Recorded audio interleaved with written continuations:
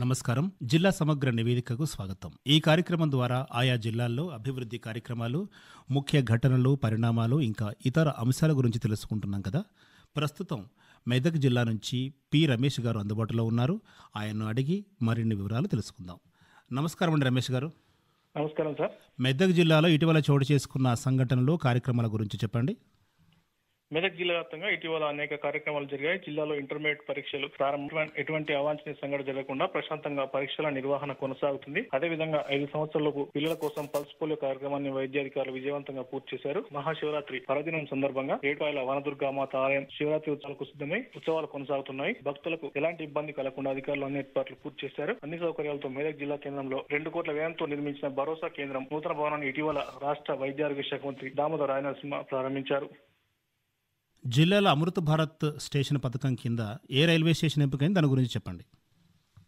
Amrit Bharat station పథకం కింద Medak railway station ఇటీవల ఎంపికైంది. దేశంలోని 500 రైల్వే స్టేషన్ల అధికారంలో భాగంగా మెదక్ రైల్వే స్టేషన్ కూడా స్థానం దక్కింది. ఇందుకోసం కేంద్ర ప్రభుత్వం 15.29 కోట్లు కేటాయించింది. రైల్వే స్టేషన్ల ఆధునీకరణ, అధునాతన సౌకర్యాలు కల్పించేందుకు ప్రారంభించిన అమృత్ భారత్ స్టేషన్ పథకంలో భాగంగా స్టేషన్ పరిసర ప్రాంతాలను పరిశుభ్రంగా ఉంచడం, స్టేషన్ లో స్వచ్ఛత పాటించడం, ప్రయాణికుల వెయిటింగ్ హాల్స్, టాయిలెట్స్, ఉచిత వైఫై సదుపాయాలు అందుబాటులోకి రానున్నాయి. స్టేషన్ ముందు వెనుక భాగంలో మొక్కల పెంపకం, చిన్ననాటి పార్కులు, స్టేషన్ లో బిజినెస్ మీటింగ్స్ కోసం ప్రత్యేక ఏర్పాట్లు చేయనున్నారు. అదేవిధంగా సుస్థిర పర్యావరణ అనుకూల పరిష్కారాలు, పట్టణాలకు ఇరువైపులా కాంక్రీట్ బాటలు, రోజు ప్లాజాలు, ఇతర సౌకర్యాలు కల్పించనున్నారు. ఇంటర్మీడియట్ పరీక్షలు జిల్లాలో ఏ విధంగా కొనసాగుతున్నాయి?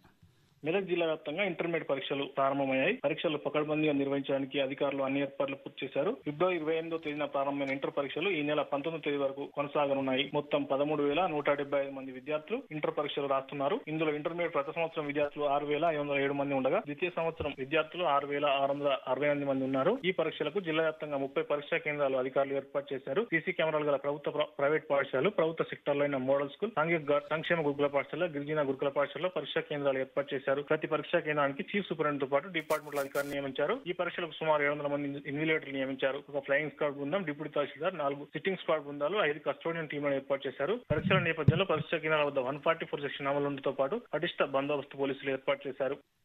మెదక్ జిల్లాలో పల్స్ పోలియో కార్యక్రమం ఏ విధంగా నిర్వహించారు? మెదక్ జిల్లా వ్యాప్తంగా పల్స్ పోలియో కార్యక్రమాన్ని అధికారులు విజయవంతంగా నిర్వహించారు. ఇందులో భాగంగా ఎదురులోపున్న సుమారు 75,000 మంది చిన్నారులకు పోలియో చుక్కల మందులు వేసినట్లు అధికారులు వెల్లడించారు.